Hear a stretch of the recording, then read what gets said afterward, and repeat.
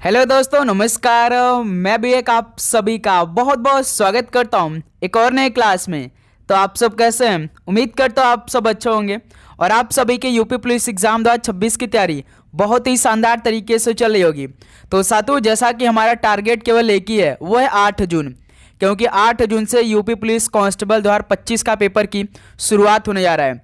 तो आज की इस क्लास में हम लोग यूपी पुलिस कांस्टेबल का फुल पेपर नंबर दूसरे का सॉल्यूशन करने वाले हैं। तो इस पेपर में हम लोग GK, UP GK, Hindi, math और रीजनिंग के टॉप लेवल और मोस्ट इंपॉर्टेंट 60 सवालों को डिस्कस करने वाले हैं। और आप सभी का टारगेट रहेगा 60 सवाल में से कम 30 सवाल आप सही करें खुद से, वो भी ध्यान रखिएगा सबसे पहले कि एक भी प्रश्न पे आप सभी का नेगेटिव मार्किंग नहीं होगा। ये बात हम आपको हर क्लास में क्यों याद दिलाते हैं, क्योंकि भाई सबसे पहले तो आप क्लास को पूरा अटेम्प्ट करने का प्रयास करिएगा। क्योंकि भाई जब आपके पेपर में 150 क्वेश्चन आपके सामने आएंगे, कई स्टूडेंट ऐसे होंगे कि वो पूरा क्वेश्चन को ही सॉल्व नहीं कर पाएंगे, वो आधा अधूरा छोड़कर चले आएंगे। तो इसलिए हम सबसे पहले यही आपको याद दिलाते हैं कि आपके पेपर में माइनस मार्किंग नहीं होने वाला है। आपको सभी क्वेश्चन को हल करना होगा काफ़ी अच्छी तरीके से, चाहे आपको किसी प्रश्न का उत्तर आए या न आए, लेकिन आप सभी को उत्तर करना ही करना है। इसलिए हम ये बात सबसे पहले आपको याद दिलाते हैं कि क्लास को आप करिए और पूरा क्लास को करिए। लगभग याद रखिए, कल के क्लास में लगभग केवल 45% स्टूडेंट ने ही क्लास को पूरा किया था। 55% स्टूडेंट तो क्लास में ही छोड़ के चले गए थे, बीच में ही छोड़ के चले गए थे। तो आप सभी को ऐसा नहीं करना है, आपको पूरा करिए ना। ये क्लास कम से कम आपको 10 से 12 नंबर दिला सकता है बहुत ही आराम तरीके से, क्योंकि जो सबसे इंपॉर्टेंट क्वेश्चन बन सकते हैं यूपी पुलिस कांस्टेबल के लिए, वो सवाल आज के इस क्लास में हम लोग डिस्कस करने वाले हैं। ओके, तो आप जानते हैं कि आपका पेपर 2 घंटे का होने वाला है, जिसमें आप सभी को 150 क्वेश्चन मिलेंगे। इस 150 क्वेश्चन में से 38 सवाल जीके रहने वाले हैं, 37 सवाल हिंदी के रहने वाले हैं, 38 सवाल मैथ के रहने वाले और 37 सवाल रीजनिंग के रहने वाले हैं। 150 क्वेश्चनों का आपका पूरा पेपर रहने वाले। एक सवाल आप सही करेंगे 2 नंबर आपको मिलेगा, 300 नंबर का आपका पूरा पेपर रहने वाला है। और एक भी सवाल पे आप सभी का नेगेटिव मार्किंग नहीं होगा, यानी आप पूरे 150 क्वेश्चन को अटेम्प्ट करेंगे। सबसे पहले ये 60 क्वेश्चन तो अटेम्प्ट करिए, उसके बाद आप 150 क्वेश्चन का सोचिएगा। इससे आपके अंदर एक आदत बनेगी और सभी प्रश्नों का उत्तर करिए। इससे क्या होगा कि आपकी तैयारी और भी अच्छी होगी और सभी प्रश्नों में आप सभी का इंटरेस्टिंग और भी बढ़ेगा, तैयारी करने में और भी मजा आएगा बहुत ही शानदार तरीके से। तो चलिए इस पेपर को भी सॉल्व करते हैं, देखते हैं आज के इस पेपर में हम लोग कितना स्कोर करते हैं। लास्ट में आप सभी से हम स्कोर पूछेंगे, क्योंकि हर क्लास का हम कमेंट चेक करते हैं, आप लोग अपना स्कोर जरूर बताया करिए। ओके, तो देखिए आज का पहला प्रश्न आपके स्क्रीन पर, भारतीय रेलवे के उत्तर पूर्वी रेलवे डिवीजन का मुख्यालय कहाँ स्थित है? भारतीय रेलवे के उत्तर पूर्वी रेलवे डिवीजन का मुख्यालय कहाँ पर स्थित है? तो ये गोरखपुर में स्थित है। पहले का सी ऑप्शन बिल्कुल राइट आंसर है। नेक्स्ट अगला सॉल्व कॉल करिए क्वेश्चन नंबर 2 को। भारतीय राष्ट्रीय कांग्रेस की अध्यक्ष बनने वाली पहली भारतीय महिला कौन थी? भारतीय राष्ट्रीय कांग्रेस की अध्यक्ष बनने वाली पहली भारतीय महिला कौन थी, जो कि 1925 में बनी थी? तो वो कौन बनी थी आप सभी बताएंगे। तो सरोजिनी नायडू बनी थी। तो इस सवाल का बी ऑप्शन बिल्कुल राइट आंसर हो जाएंगे। नेक्स्ट अगला सवाल को देखिए क्वेश्चन नंबर 3 को। रिवोल्यूशन 2020 उपन्यास के लेखक कौन है? रिवोल्यूशन 2020 उपन्यास के लेखक इनमें से कौन है? तो चेतन भगत है। ऑप्शन ए बिल्कुल राइट आंसर हो जाएंगे। नेक्स्ट अगला सवाल कॉल करेंगे क्वेश्चन नंबर 4 को। उत्तर प्रदेश में निम्नलिखित में से किस स्थान पर नंद भवन मंदिर स्थित है? तो साथियों, उत्तर प्रदेश में किस स्थान पर नंद भवन मंदिर स्थित है? तो ये तो नंदगांव में ही स्थित है। ऑप्शन ए बिल्कुल राइट आंसर हो जाएंगे। ओके, और आप सभी प्रश्नों को तैयार भी कर लेंगे, बस क्लास को पूरा देख लीजिए भाई, आपको पूरा 60 के 60 क्वेश्चन तैयार हो जाएगा। ओके, भारतीय संविधान का निम्नलिखित में से कौन सा अनुच्छेद कुछ मामलों में गिरफ्तारी और नजरबंदी के खिलाफ सुरक्षा प्रदान करता है? बताएं, यानी ये किस अनुच्छेद में वर्णन है कि कुछ मामलों में गिरफ्तारी और नजरबंदी के खिलाफ सुरक्षा प्रदान करता है? तो ये किस अनुच्छेद में वर्णन है? तो अनुच्छेद 22 में इसका उल्लेख है, वर्णन है। ऑप्शन है बिल्कुल राइट आंसर हो जाएंगे। नेक्स्ट अगला सवाल को देखिए क्वेश्चन नंबर 6 को हल करिए। भारतीय संविधान के किस भाग में सहकारी समितियों के बारे में प्रावधान दिए गए हैं? भारतीय संविधान के किस भाग में सहकारी समितियों के बारे में प्रावधान दिए गए हैं? तो भाग 9 में दिए गए हैं। ऑप्शन है बिल्कुल राइट आंसर हो जाएंगे। नेक्स्ट अगला सवाल को देखिए क्वेश्चन नंबर 7 को। कंथूरी उत्सव भारत के किस राज्य में मनाया जाता है? कंथूरी जो उत्सव है भारत के किस राज्य में मनाया जाता है? तो ये तमिलनाडु राज्य में मनाया जाता है। ऑप्शन बी बिल्कुल राइट आंसर है। नेक्स्ट अगला सवाल को देखिए, और आगे बढ़ने से पहले सबसे पहले आप सभी को यूपी पुलिस एग्जाम 2026 में सिलेक्शन लेना है। तो ये पहले तो भाई पूरे 1500 नए क्वेश्चन को सॉल्व कर लीजिए। इसमें आप सभी को 10 टेस्ट सीरीज का पीडीएफ मिलेगा। जैसे आपके एक सेट में 150 क्वेश्चन पूछेंगे, तो उसी तरह हर एक टेस्ट में आपको 150 क्वेश्चन मिलेंगे, वो बिल्कुल नए बहुत ही शानदार तरीके से जो आपके एग्जाम में पूछे जा सकते हैं। इसके अलावा हम आप सभी को GK, UP GK, Hindi, math, reasoning plus current affair के विथ डिटेल सोल्यूशन प्रोवाइड करने वाले हैं, वो भी चैप्टर वाइज बहुत ही शानदार तरीके से एक एक क्वेश्चन आपके एग्जाम के लिए होने वाले हैं। तो साथियों आपको इसे तैयार करना है। आज आपका 11 अप्रैल हो चुका है, पेपर आपका 8 जून से स्टार्ट हो रहे हैं, यानी 2 महीने में भी 3 दिन कम हो चुका है, यानी समय हमारे पास ज़्यादा नहीं है। तो साथियों इसमें आपको पूरा सिलेबस कंप्लीट करना पड़ेगा। उसके बाद जो सबसे इंपॉर्टेंट क्वेश्चन होगा उसे तैयार करना पड़ेगा। सबसे पहले तो आपको पूरा जो अधिक से अधिक क्वेश्चन है उसको प्रैक्टिस करने की आवश्यकता है, तभी आप अपने पेपर के लिए भाई कॉन्फिडेंट पा सकते हैं, ला सकते हैं अपने अंदर। तो इसको आप तैयार करिए। आपको मिलेगा कैसे? ये आपको नंबर दिखाई दे रहा है ना, इस पर आपको व्हाट्सएप मैसेज करना है।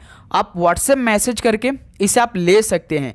तो आप इसे लीजिए और अपनी तैयारी को और भी अच्छी तरीके से मजबूती प्रदान कीजिए। ओके, देखिए क्वेश्चन नंबर 8, राष्ट्रीय हैंडलूम दिवस कब मनाया जाता है? राष्ट्रीय हैंडलूम दिवस कब मनाया जाता है? तो ये 7 अगस्त को मनाया जाता है। डी ऑप्शन बिल्कुल राइट आंसर है। नेक्स्ट अगला सवाल को देखिए, क्वेश्चन नंबर 9 को, वर्ष 2016 में कौन सा राज्य भारत का पहला जैविक खेती वाला राज्य बना था? तो साथियों वर्ष 2016 में कौन सा राज्य भारत का पहला जैविक खेती वाला राज्य बना था? तो वो सिक्किम राज्य बना था। ऑप्शन भी बिल्कुल राइट आंसर हो जाएंगे। सभी प्रश्नों का उत्तर साथ में करते चलिएगा। क्वेश्चन नंबर 10 देखिए, मैकमोहन रेखा एक रेखा है जो चीन और भारत के किस राज्य को अलग करती है? बताइए, मैकमोहन रेखा एक रेखा है जो कि चीन और भारत के किस राज्य को अलग करती है? तो भारत के अरुणाचल प्रदेश को अलग करती है चीन से। सी ऑप्शन बिल्कुल राइट आंसर है। नेक्स्ट अगला सवाल को देखिए, क्वेश्चन नंबर 11 को, आई एम नो मसीहा किस अभिनेता की आत्मकथा है? आई एम नो मसीहा ये किस अभिनेता की आत्मकथा है? तो ये सोनू मसूद की है। ऑप्शन है बिल्कुल राइट आंसर है। नेक्स्ट अगला सवाल को देखिए, क्वेश्चन नंबर 12 को, भारतीय संविधान के किस भाग को भारत का मैग्ना कार्टा कहा जाता है? तो साथियों भारतीय संविधान के किस भाग को भारत का मैग्ना कार्टा कहा जाता है? तो भाग 3 को मैग्ना कार्टा कहा जाता है। बी ऑप्शन बिल्कुल राइट आंसर हो जाएंगे। नेक्स्ट अगला सवाल को देखिए, क्वेश्चन नंबर 13 का राइट आंसर क्या बनेगा? सुएज नहर किन 2 निकायों को जोड़ती है? तो साथियों जो सुएज नहर है किन 2 निकायों को जोड़ती है? ये भूमध्य सागर और लाल सागर को जोड़ती है। बी ऑप्शन बिल्कुल राइट आंसर हो जाएंगे। तो साथियों एक छोटा सा और आप सभी से हम रिक्वेस्ट करेंगे, यदि आप चैनल पर नए हैं तो चैनल को सब्सक्राइब करने के बाद नोटिफिकेशन को ऑन कर लेंगे, क्योंकि सुबह 8:05 पे आपको डेली क्लास मिलती है, एक 11:30 पे क्लास मिलती है और रात करीबन 7 से 8 बजे के बीच क्लास आ ही जाती है। तो एक दिन में 3 क्लास हो रही है, तो तीनों क्लास का नोटिफिकेशन आप सभी के पास होना चाहिए। तो भाई आप चैनल पे नए हैं तो सब्सक्राइब करके नोटिफिकेशन को जरूर ऑन कर लीजिए। और ये क्लास आपकी पूरे एग्जाम तक चलने वाली है। सारे क्वेश्चन एग्जाम ओरिएंटेड हम क्लास में करवाने वाले हैं। ओके, तो आप जरूर नोटिफिकेशन को ऑन करके रखिए। वर्तमान में भारत में उच्च न्यायालयों की कुल संख्या कितनी है? वर्तमान में भारत में उच्च न्यायालयों की जो कुल संख्या वो कितनी है? तो 25 है। डी ऑप्शन बिल्कुल राइट आंसर है। नेक्स्ट अगला सवाल कॉल करिए, क्वेश्चन नंबर 15 को, राज्य विधानमंडल के दोनों सदनों की कार्यवाही में बोलने और भाग लेने का अधिकार निम्नलिखित में से किसे है? तो साथियों राज्य विधानमंडल के दोनों सदनों की कार्यवाही में बोलने और भाग लेने का अधिकार किसे है? तो राज्य के महाधिवक्ता के पास होती है। ऑप्शन है बिल्कुल राइट आंसर हो जाएंगे। नेक्स्ट अगला सवाल कॉल करिए, क्वेश्चन नंबर 16 को, संघाई सहयोग संगठन का मुख्यालय कहाँ स्थित है? संघाई सहयोग संगठन का मुख्यालय कहाँ पर स्थित है? तो ये बीजिंग में स्थित है। ऑप्शन भी बिल्कुल राइट आंसर हो जाएंगे। नेक्स्ट अगला सवाल को देखिए, क्वेश्चन नंबर 17 को, आर्टिफिशियल इंटेलिजेंस के जनक के रूप में किसे जाना जाता है? ये सवाल आपके पेपर में पूछा जा सकता है, क्योंकि भाई एआई की इस टाइम तो बहुत ज़्यादा उपयोग हर एक जगह हो रही है। तो ये आपके एग्जाम के लिए भी इंपॉर्टेंट साबित हो सकता है सवाल कि आर्टिफिशियल इंटेलिजेंस के जनक के रूप में किसे जाना जाता है, तो जॉन मैकॉर्थी को जाना जाता है। बी ऑप्शन बिल्कुल राइट आंसर हो जाएंगे। नेक्स्ट अगला सवाल को देखिए, क्वेश्चन नंबर 18 को, किसी भी कंप्यूटर तक अनधिकृत पहुंच ये किसका अपराध है? किसी भी कंप्यूटर तक अनधिकृत पहुंच ये किसका अपराध होता है? तो ये हैकिंग का। बी ऑप्शन बिल्कुल राइट आंसर हो जाएंगे। नेक्स्ट अगला सवाल को देखिए, क्वेश्चन नंबर 19 को, अर्थशास्त्र के क्षेत्र में रिस्क को कम करने के लिए उपयोग की जाने वाली किसी भी वस्तु को किस रूप में जाना जाता है? तो साथियों, अर्थशास्त्र के क्षेत्र में रिस्क को कम करने के लिए उपयोग की जाने वाली किसी भी वस्तु को किस रूप में जाना जाता है? तो इंश्योरेंस के रूप में जाना जाता है। डी ऑप्शन बिल्कुल राइट आंसर हो जाएंगे। नेक्स्ट अगला सवाल को देखिए, क्वेश्चन नंबर 20 को, निम्नलिखित में से उत्तर भारत में रबी मौसम में उगाई जाने वाली फसल की पहचान करिए। रबी मौसम आप जानते हैं जो कि अक्टूबर नवंबर में बोई जाती है, यानी ठंडी की जो समय फसल होती है। उत्तर भारत की बात कर रहा है, जैसे आपका उत्तर भारत में यूपी आता है भाई, ये सभी स्टेट जो आते हैं, तो वो कौन सी फसल है? तो चना है। सी ऑप्शन बिल्कुल राइट आंसर है। अगला सवाल को देखिए, क्वेश्चन नंबर 21 को, निम्नलिखित में से किसने तानसेन को मियाँ की उपाधि दी थी? तो साथियों, किसने तानसेन को मियाँ की उपाधि प्रदान की थी? तो अकबर ने दी थी। सी ऑप्शन बिल्कुल राइट आंसर हो जाएंगे। नेक्स्ट अगला सवाल को देखिए, क्वेश्चन नंबर 22 को, राष्ट्रीय एकता दिवस किसके रूप में मनाया जाता है? राष्ट्रीय एकता दिवस किसके रूप में मनाया जाता है? तो ये सरदार वल्लभ भाई पटेल जी के रूप में मनाया जाता है। सी ऑप्शन बिल्कुल राइट आंसर हो जाएंगे। नेक्स्ट अगला सवाल को देखेंगे, क्वेश्चन नंबर 23 को, निम्नलिखित में से किस विश्वविद्यालय की स्थापना पाल शासकों ने की थी? तो साथियों, किस विश्वविद्यालय की स्थापना पाल शासकों ने की थी? तो विक्रमशिला विश्वविद्यालय की। बी ऑप्शन बिल्कुल राइट आंसर हो जाएंगे। नेक्स्ट अगला सवाल को देखेंगे, क्वेश्चन नंबर 24 को, किस वर्ष में अपनाए गए भारतीय राष्ट्रीय कांग्रेस के तिरंगे झंडे के केंद्र में एक चरखा रखा गया था? तो साथियों, किस वर्ष में अपनाए गए भारतीय राष्ट्रीय कांग्रेस की तिरंगे झंडे के केंद्र में एक चरखा रखा गया था? तो किस वर्ष में रखा गया था? वर्ष 1931 में। ऑप्शन से बिल्कुल राइट आंसर हो जाएंगे। नेक्स्ट अगला सवाल कॉल करिएगा, क्वेश्चन नंबर 25 को, भारत के प्रसिद्ध स्मारकों के संदर्भ में निम्नलिखित में से कौन सा युग्म सही है? बताइए, भारत के प्रसिद्ध स्मारकों के संदर्भ में कौन सा युग्म सही है? लिंगराज मंदिर क्या गुजरात राज्य में स्थित है? नहीं, ये तो उड़ीसा राज्य में स्थित है। उसके बाद ऊनाकोटी गुफा मंदिर, ये कहाँ पर स्थित है? ये मेघालय में नहीं स्थित है, ये त्रिपुरा में स्थित है। श्री हर मंदिर साहिब पंजाब, ये बिल्कुल परफेक्ट है। तो सही युग में पूछा है, तो इस सवाल का सी ऑप्शन राइट आंसर होगा। गोल गुंबज आंध्र प्रदेश में है कि कर्नाटक में है? कर्नाटक में स्थित है। तो केवल सी ऑप्शन इस सवाल का राइट आंसर बनेगा, ध्यान रखिएगा आप लोग। नेक्स्ट अगला सवाल कॉल करिए, क्वेश्चन नंबर 26 को, गांधी सागर वन्य जीव अभ्यारण्य किस राज्य में स्थित है? गांधी सागर वन्य जीव अभ्यारण्य ये किस राज्य में स्थित है? तो ये मध्य प्रदेश में स्थित है। डी ऑप्शन बिल्कुल राइट आंसर हो जाएंगे। नेक्स्ट अगला सवाल को देखिए, क्वेश्चन नंबर 27 को, वन नेशन वन पोर्ट की शुरुआत किस मंत्रालय ने की थी? वन नेशन वन पोर्ट की शुरुआत किस मंत्रालय ने की थी? तो पत्तन, पोत परिवहन और जल मार्ग मंत्रालय ने इसकी शुरुआत की थी। तो सी ऑप्शन बिल्कुल राइट आंसर हो जाएंगे। नेक्स्ट अगला सवाल को देखिए, क्वेश्चन नंबर 28 को, चर्चा में रहा डेनाली पर्वत ये कहाँ पर स्थित है, यानी किस देश में स्थित है? डेनाली पर्वत ये काफ़ी चर्चा में रहा था, तो ये अमेरिका में स्थित है। बी ऑप्शन बिल्कुल राइट आंसर हो जाएंगे। नेक्स्ट अगला सवाल को देखिए, क्वेश्चन नंबर 29 को, किस खेल को पहली बार एशियाई खेल 2026 में शामिल किया गया है? किस खेल को पहली बार एशियाई खेल 2026 में शामिल कर दिया गया है? तो मिश्रित मार्शल आर्ट को। डी ऑप्शन बिल्कुल राइट आंसर हो जाएंगे। नेक्स्ट अगला सवाल कॉल करिए, क्वेश्चन नंबर 30 को, हाल ही केंद्र ने वित्तीय वर्ष 2025-26 के लिए महात्मा गांधी राष्ट्रीय ग्रामीण रोजगार गारंटी योजना के तहत मजदूरी दरों में वृद्धि कर कितनी की है? ये भी इंपॉर्टेंट सवाल बनेंगे भाई, ये करंट अफेयर में सवाल आ सकता है। हाल ही में केंद्र ने वित्तीय वर्ष 2025-26 के लिए महात्मा गांधी राष्ट्रीय ग्रामीण रोजगार गारंटी योजना के तहत मजदूरी दरों में जो वृद्धि वो कर कितने की, यानी कितने परसेंटेज की है? तो 7.48% की है। सी ऑप्शन बिल्कुल राइट आंसर हो जाएंगे। ओके, ध्यान रखिएगा आप लोग। अगला सवाल को देखिए, क्वेश्चन नंबर 31 को, नितांत शब्द का उपयुक्त पर्याय कौन सा है? नितांत शब्द का उपयुक्त पर्याय, पर्याय का मतलब होता है पर्यायवाची, तो कौन सा होगा भाई? नितांत मतलब बिल्कुल हो जाएगा। तो इस सवाल का बी ऑप्शन बिल्कुल राइट आंसर हो जाएंगे, ध्यान रखिएगा। तो साथियों आप क्लास को जरूर लाइक करिएगा भाई, और नोटिफिकेशन को भी ऑन करके रखिएगा, क्योंकि भाई आपका एक लाइक हमें इतना मोटिवेट करता है कि लगातार आपके लिए हम लोग क्लास प्रोवाइड कर पाते हैं भाई।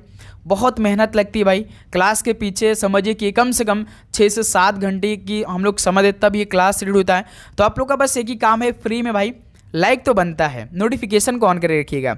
ओके, इससे क्या होगा, क्लास जब जो सबसे पहले अपलोड होगा तो आपके पास तुरंत आएगा। तो इसीलिए भाई जल का पर्यायवाची कौन सा नहीं है? जल का पर्यायवाची में से कौन सा नहीं है? जैसे नीर है, सलील है, अंबु है, लेकिन समीर तो नहीं होता है। तो बी ऑप्शन इस सवाल का राइट आंसर हो जाएंगे। नेक्स्ट अगला सवाल को देखिए, क्वेश्चन नंबर 33 को, रामधारी सिंह दिनकर की रचना कौन सी नहीं है? रामधारी सिंह दिनकर की रचना इनमें से कौन सी नहीं है? जैसे उर्वशी है, रेणुका भी है, रश्मि रथी है, लेकिन स्वरधूली ये सुमित्रा नंदन पंत की है। ठीक है, ध्यान रखिएगा, सुमित्रा नंदन पंत की है। तो इस सवाल का डी ऑप्शन बिल्कुल राइट आंसर हो जाएंगे। अगला सवाल को देखिए, क्वेश्चन नंबर 34 को, विनय पत्रिका के रचयिता का नाम कौन सा है? जितने भी पुस्तक के या रचयिता के सवाल आपके पेपर में आएंगे सारे सवाल हम कराने वाले हैं। ओके, विनय पत्रिका के रचयिता का नाम क्या है? तो तुलसीदास है, सी ऑप्शन बिल्कुल राइट आंसर है। नेक्स्ट अगला सवाल को देखिए, क्वेश्चन नंबर 35 को, प्रत्युत्पन्नमति शब्द में प्रयुक्त उपसर्ग कौन सा भाई? किसी भी शब्द या अक्षर के शुरुआत में उनके जुड़कर उनके अर्थ में बदलाव ला देते हैं, उसे हम क्या बोलते हैं? उपसर्ग। तो प्रत्युत्पन्नमति शब्द में प्रयुक्त उपसर्ग कौन सा है? तो इसमें प्रत्युपसर्ग है, डी ऑप्शन बिल्कुल राइट आंसर है। नेक्स्ट अगला सवाल को देखिए, क्वेश्चन नंबर 36 को, यथाशीघ्र में कौन सा समास है? तो साथियों यथाशीघ्र में कौन सा समास है? तो इसमें अव्ययी भाव है, डी ऑप्शन बिल्कुल राइट आंसर हो जाएंगे। नेक्स्ट अगला सवाल को देखिए, क्वेश्चन नंबर 37 को, चौराहा कौन सा समास है? चौराहा में कौन सा समास है? तो द्विगु समास है, सी ऑप्शन बिल्कुल राइट आंसर हो जाएंगे। अगला सवाल को देखिए, क्वेश्चन नंबर 38 को, निंदा का विलोम शब्द बताइए कौन सा है? निंदा का विलोम शब्द कौन सा है? तो स्तुति है, बी ऑप्शन बिल्कुल राइट आंसर हो जाएंगे। ओके, नेक्स्ट अगला सवाल को देखेंगे, क्वेश्चन नंबर 39 को, इनमें कौन सा अनिश्चित संख्यावाचक विशेषण है? तो अनिश्चित संख्यावाचक विशेषण कौन सा है? बहुत आदमी, ये तो अनिश्चित संख्यावाचक विशेषण है, बहुत आदमी ऑप्शन बिल्कुल राइट आंसर हो जाएंगे। नेक्स्ट अगला सवाल को देखिए, क्वेश्चन नंबर 40 को, निम्नलिखित में से कौन सा एक वाक्य क्रिया विशेषण से संबंध रखता है? तो कौन सा एक वाक्य क्रिया विशेषण से संबंध रखता है? जैसे हम पढ़ते हैं, पिता कर्तव्य की संतानों का पालन करें, वे कमाते, किशन बहुत तेज दौड़ता है, तो ये क्रिया विशेषण से संबंध रखता है, किशन बहुत तेज दौड़ता है। ठीक है, तो डी ऑप्शन बिल्कुल राइट आंसर हो जाएंगे। नेक्स्ट अगला सवाल को देखिए, क्वेश्चन नंबर 41 को, पूत कपोत तो क्यों धन संचय? पूत सपूत तो क्यों धन संचय? प्रस्तुत पंक्तियों में कौन सा अलंकार है? बताइए, पूत कपोत तो क्यों धन संचय, पूत सपूत तो क्यों धन संचय, इसमें कौन सा अलंकार है? तो इसमें लाटानुप्रास अलंकार है, बी ऑप्शन बिल्कुल राइट आंसर हो जाएंगे। अगला सवाल को देखिए, क्वेश्चन नंबर 42 को, निस्दिन बरसत नैन हमारे पंक्ति में कौन सा रस है? बताइए, निस्दिन बरसत नैन हमारे पंक्ति में कौन सा रस है? तो इसमें वियोग रस है, बी ऑप्शन बिल्कुल राइट आंसर हो जाएंगे। ओके, नेक्स्ट अगला सवाल को देखिए, क्वेश्चन नंबर 43 को, उज्ज्वल में प्रयुक्त संधि कौन सी है? उज्ज्वल में प्रयुक्त संधि कौन सी है? तो इसमें व्यंजन संधि है, ऑप्शन भी बिल्कुल राइट आंसर हो जाएंगे। नेक्स्ट अगला सवाल को देखिए, क्वेश्चन नंबर 44 को, हंस पद विराम चिन्ह का प्रयोग होता है किसके लिए? सभी बताएंगे मेरे दोस्त, इस सवाल का राइट आंसर क्या बनेगा? ये काफ़ी अच्छा सवाल है भाई। हंस पद विराम चिन्ह का प्रयोग होता है किसके लिए? तो लिखने में अक्षर छूटने का संकेत देने के लिए होता है, डी ऑप्शन बिल्कुल राइट आंसर हो जाएंगे। अगला सवाल को देखेंगे, क्वेश्चन नंबर 45 को, अधोलिखित किस वाक्य में अकर्मक क्रिया है? अधोलिखित किस वाक्य में अकर्मक क्रिया है? तो श्याम सोता है। सी ऑप्शन बिल्कुल राइट आंसर हो जाएंगे। नेक्स्ट अगला सवाल को देखिए, क्वेश्चन नंबर 46 को। रमा विद्यालय से घर जाती है, इसमें कारक कौन सा भाई? रमा विद्यालय से, ये कौन सा कारक, कौन सा विभक्ति लगेगा बताइए? तो अपदान हो जाएगा। ऑप्शन बिल्कुल राइट आंसर हो जाएंगे। नेक्स्ट अगला सवाल को देखिए, क्वेश्चन नंबर 47 को। सुधा का अनेकार्थक शब्द कौन सा है? सुधा का अनेकार्थक शब्द इनमें से कौन सा है? तो भाई ये अमृत है, पानी है। बी ऑप्शन बिल्कुल राइट आंसर हो जाएंगे। नेक्स्ट अगला सवाल को देखिए, क्वेश्चन नंबर 48 को। नमन पुस्तक पढ़ता है, इस वाक्य का कर्मवाच्य में रूपांतरण क्या होगा? नमन जो है ना वो पुस्तक पढ़ता है, तो इस वाक्य का कर्मवाच्य में रूपांतरण क्या होगा? तो नमन द्वारा पुस्तक पढ़ी गई, ये भाई कर्मवाच्य में रूपांतरण होगा। डी ऑप्शन बिल्कुल राइट आंसर हो जाएंगे। नेक्स्ट अगला सवाल को देखिए, क्वेश्चन नंबर 49 को। सभी महाप्राण वर्णों वाला वर्ग कौन सा है? तो साथियों सभी महाप्राण वर्णों वाला वर्ग इनमें से कौन सा है? तो सिंपल सा, एक ख है, एक छाता छ है, एक ठठेरा ठ है यानी ठ है, ख छ ठ है। ऑप्शन ए बिल्कुल राइट आंसर हो जाएंगे। नेक्स्ट अगला सवाल को देखिए, क्वेश्चन नंबर 50 को। निम्नलिखित में से किस क्षेत्र में विशेष योगदान देने के लिए ज्ञानपीठ पुरस्कार प्रदान किया जाता है? तो साथियों किस क्षेत्र में विशेष योगदान के लिए ज्ञानपीठ पुरस्कार प्रदान किया जाता है? तो साहित्य के क्षेत्र में प्रदान किया जाता है। डी ऑप्शन बिल्कुल राइट आंसर हो जाएंगे। अगला सवाल को देखिए, क्वेश्चन नंबर 51 को। वधु शब्द का बहुवचन क्या होगा? वधु शब्द का बहुवचन क्या होगा? वधुएं होगा। डी ऑप्शन बिल्कुल राइट आंसर हो जाएंगे। अगला सवाल को देखिए, क्वेश्चन नंबर 52 को। आल्हा खंड किस बोली या भाषा में लिखा गया है? तो साथियों जो आल्हा है खंड है, ये किस बोली या भाषा में लिखा गया है? तो ये बुंदेली भाषा में लिखा गया है। बी ऑप्शन बिल्कुल राइट आंसर हो जाएंगे। ओके, नेक्स्ट अगला सवाल को देखिए, क्वेश्चन नंबर 53 को। चलिए अब दोस्त मेरे, अब रीजनिंग और मैथ के सवालों को सॉल्व करेंगे, आप हल करेंगे। देखिए, एक निश्चित कूट भाषा में JR-Z-Q को 74 के रूप में और LOBT को 118 के रूप में कूटबद्ध किया जाता है। देखिए भाषा में XG-CF के लिए कूट क्या होगा? सोचिए, समझिए, परखिए। कॉपी पेन का इस्तेमाल करेंगे इस सवाल को हल करने के लिए। बताइए क्या बनेगा बिल्कुल राइट आंसर इसका? तो आप देखिए क्या है भाई, J है, R है, Z है, Q है। इसका कोड कितना है? 74 है ना? तो बताइए, जब इस तरह का सवाल आता है तो हम क्या करते हैं? सबसे पहले हर एक अक्षर का कोड कर लेते हैं। J होता है 10, R होता है 18, Z होता है 26, Q होता है 17। इसको जोड़ा जाए, 10 18 28, 28 और 26 54, बिल्कुल 54, 54 और 17 71, 71 तो आ रहा है भाई। क्यों मेरे दोस्त? 71 में यदि हम +3 कर देते तो 74 बन जाएगा, क्यों है ना? 74 बन जाएगा। तो क्या सेम प्रोसेस दूसरे के वाला में भी है? सभी अक्षर का कोड करा, लास्ट में +3 करा। देख लेते भाई, LOBT इसका कोड 118 क्या है? नहीं आएगा भाई, क्योंकि L 12 होता है, O 15, B2 T 20।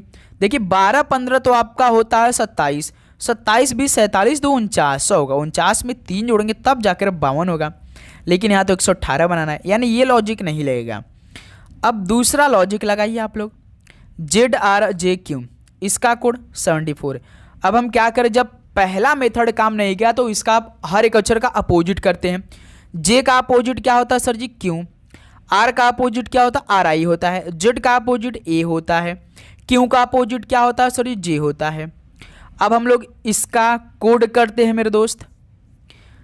देखिए Q होता है 17, I होता है 9, A होता है 1, J होता है 10। इसको जोड़िए, 17 9 26, 26 1 27 37। सर जी तो 37 आया, लेकिन दोस्त मेरे 37 का दुगना तो करिए, 74 बन सकता है। बताइए 37 का दुगना करने पर, यानी इसका उल्टा एक बार हम करेंगे, उसको योग करेंगे, उसका दुगना करते हैं भाई। दूसरा भी चेक करते हैं, देख लेते भाई। LOBT कितना है? 118 है। एल का उल्टा ओ लो, ओ का उल्टा एल, बी का उल्टा वाई, टी का उल्टा जीटी रोड, यानी जी इसका कोड करिए ओ 15 एल 12 वाई 25 जी 7, इसको जोड़िए 15 12 27, 27 25 27 25 52, 52 7 59। अब 59 का दुगुना करिए 118 आ जाएगा। देखिए 118 दिया है ना, यानी दोस्त मेरे हर एक अक्षर का अपोजिट कर रहा है, उसका कोड कर रहा है, योग करने के बाद उसका दुगुना कर दे रहा है। तो उसी प्रकार एक्स जी सी एफ में भी हमें लॉजिक लगाना पड़ेगा। चलिए लॉजिक लगा देते भाई। एक्स जी सी एफ, सबसे पहले हर एक अक्षर का कोड, एक्स का उल्टा सी, जी का उल्टा जी टी रोड टी, सी का उल्टा एक्स, एफ का उल्टा यू। भाई सबसे पहले आपको ना ए से लेकर जेड तक सभी अक्षर का कोड उसका अपोजिट मालूम होना चाहिए, ध्यान रखिएगा। तो सी का उल्टा सी का नंबर 3 होता है, टी का 20 होता है, एक्स का 24 होता है, यू का 21। जोड़िए 3 20 23, 23 और 24 47, 47 और 21 68। 68 का दुगना कितना होगा? 2 8 16 का 6, 1 2 6 12 13 136 होगा। 136 पहला ऑप्शन मिल गया। तो 53 का ऑप्शन है यहाँ से बिल्कुल राइट आंसर हो जाएंगे।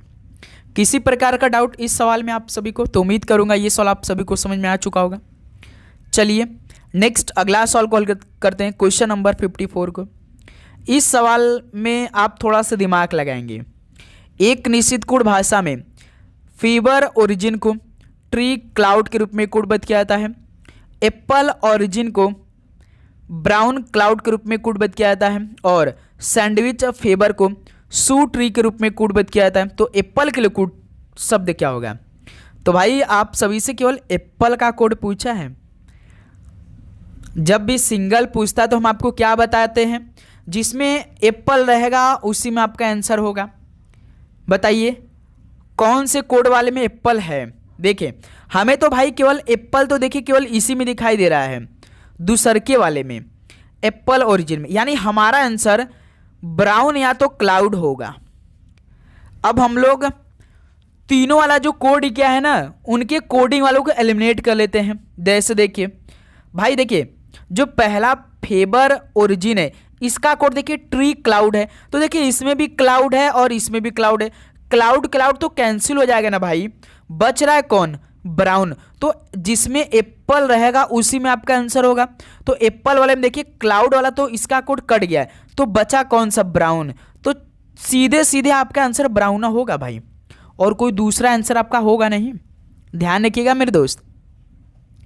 ओके, सभी को समझ, थोड़ा सा लॉजिक लगाना है भाई इस सवाल में, ज़्यादा सोचने का आवश्यकता नहीं, क्योंकि भाई 2 ही तो दिया था। दिमाग नहीं आपने लगा, जिसमें आपका जो पूछा रहेगा उसमें रहेगा, जिसमें रहेगा उसी में आपका आंसर हो। जैसे कि एप्पल है, एप्पल पूछा था तो एप्पल देखिए केवल इसी में है, और देखिए किसी में एप्पल होगा नहीं, किसी में एप्पल नहीं होगा। तो देखिए जैसे कि हम एलिमिनेट करेंगे तो देखिए क्लाउड क्लाउड है इसमें, क्लाउड इसमें भी कट जाएगा ये, तो बच रहा कौन सा भाई? एप्पल वाले में तो ब्राउन है तो बच रहा है, तो एप्पल का कोड क्या होगा? ब्राउन होगा। तो ऑप्शन बिल्कुल राइट आंसर हो जाएंगे। ओके चलिए नेक्स्ट अगला सवाल को देखिए, क्वेश्चन नंबर 55 को। छात्रों की एक पंक्ति में गणेश अंतिम ओर से 7वें स्थान पर है और जबकि दूसरे छोर से 11वें स्थान पे है, तो पंक्ति में छात्रों कुल संख्या ज्ञात करिए। जब इस तरह का सवाल है तो आपको अंतिम छोर वाला, यानी पहली अंतिम छोर और दूसरे छोर को जोड़ना है और -1 कर देना है, यानी 7 करना है प्लस 11 करना है -1 करना, आपका आंसर आ जाएगा 7 11 18, 18 में से घटा देंगे 17। तो पंक्तियों में छात्रों कुल संख्या कितनी है? 17 है। तो ऑप्शन बिल्कुल राइट आंसर है। चाहे आपसे ऊपर से पूछे चाहे नीचे से पूछे, दोनों को जोड़ना है, -1 कर देना है। ठीक है, हमेशा याद रखिए, पहले तो टोटल योग करना है दोनों नंबरों का, उसमें से एक कम करके आंसर बताना है, हमेशा याद रखिएगा। ठीक है, चलिए क्वेश्चन नंबर 56 को हल करते हैं। इस सवाल का राइट आंसर निकाल के बताइए आप लोग। 6 मित्र हैं B D F H J और एल, एक वृत्ताकार मेज के चारों ओर तरफ केंद्र की ओर मुख करके बैठे हैं। एक वृत्ताकार मेज जैसे, इसमें 6 लोग को हमें बैठाना है, 1 2 3 4 5 6। ठीक है, अब एक एक लाइन को पढ़ेंगे, एक एक लाइन को कंप्लीट करेंगे, लेकिन जरूरी नहीं कि इसी क्रम में है, कोई बात नहीं। देखिए एक लाइन पढ़िए पहले, बी जो है वो यल के तुरंत दाएं को है, यल के तुरंत दाएं को है बी। तो हम करते हैं कि यल को यहाँ बैठा लेते हैं। तो यल के तुरंत दाएं में कौन है? बी। दाएं का मतलब राइट साइड। तो पहला लाइन क्लियर हो गया। डी जो है वो जे के बाएं को दूसरे स्थान पर है, जे के बाएं को दूसरे स्थान पर डी है। तो हम ऐसा करते हैं ना दोस्त मेरे, जे को हम यहीं बैठा लेते हैं यल के बाएं में, यल के बाएं में बैठा के जे के बाएं को दूसरे स्थान पे डी है। तो जे के बाएं तो इधर होगा भाई, डी यहाँ आ जाएगा भाई। जे के बाएं से दूसरे स्थान पे डी बैठा है, ये भी लाइन पूरा हो गया। यफ जो है वो यच के बाएं को दूसरे स्थान पे है, यच के बाएं को दूसरे स्थान पे कौन है भाई? यफ है। तो ऐसा करते हैं ना, यच को यहाँ बैठाकर, तो उसके बाद बाएं दूसरे स्थान पे यफ को कहाँ बैठा लेंगे भाई? यफ को यहाँ बैठा लेंगे। सभी व्यक्ति बैठ गए। अभी एक और लाइन बचा भाई, यल जो है यच के दाएं को दूसरे स्थान पे है, यच के दाएं से दूसरे स्थान पे यल, यल देखिए यच यहाँ बैठा है और यच के दाएं साइड पे यल यहाँ भी दूसरे के स्थान पे। पूरा सवाल हो गया भाई। लास्ट लाइन में देखिए सवाल क्या पूछा है, यफ के बाएं को तीसरे स्थान पे कौन बैठा है? यफ के बाएं को तीसरे स्थान पे, तीसरा स्थान बताना है मेरे दोस्त। आप दोस्त मेरे ने चाहे यफ का दायां साइड से देख लीजिए, चाहे आप बाएं साइड से देख लीजिए, जे ही बैठा है। देखिए जे ही बैठा तीसरे के स्थान पे, चाहे आप राइट साइड ले लीजिए, चाहे आप लेफ्ट हैंड साइड कर लीजिए यफ के। सवाल आपका पूरा हो गया। तो यहाँ से यफ के बाएं के तीसरे स्थान पे कौन बैठा? जे बैठा है। तो इस सवाल का दोस्त मेरे सी ऑप्शन बिल्कुल राइट आंसर हो रहे हैं। बताएंगे आप सभी लोग किसी प्रकार का डाउट इस सवाल को हल करने में? तो उम्मीद करूंगा आप सभी को समझ में आ चुका होगा। नेक्स्ट अगला सवाल को देखिए, क्वेश्चन नंबर 57 को। निम्न विकल्पों में से 3 एक समान अनुरूप है, एक भिन्न है। तो भिन्न का चयन करिए। 3 ऑप्शन किसी न किसी एक पैटर्न पे समान है लेकिन एक अलग है, तो उसी अलग को बताना है। पहला ऑप्शन, दूसरा ऑप्शन, तीसरा ऑप्शन, चौथा ऑप्शन। बताइए 22, 33।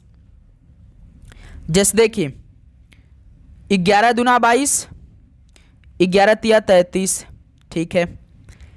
फिर इसके बाद बी ऑप्शन देखिए 10, 15, 5 दूना 10, 5 तिया 15, ठीक है, बहुत अच्छा। उसके बाद 18, 27, एक ही संख्या से 2, 3 से मल्टीप्लाई होना चाहिए। देखिए 18, 27, 9 दूना 18, 9 3 27।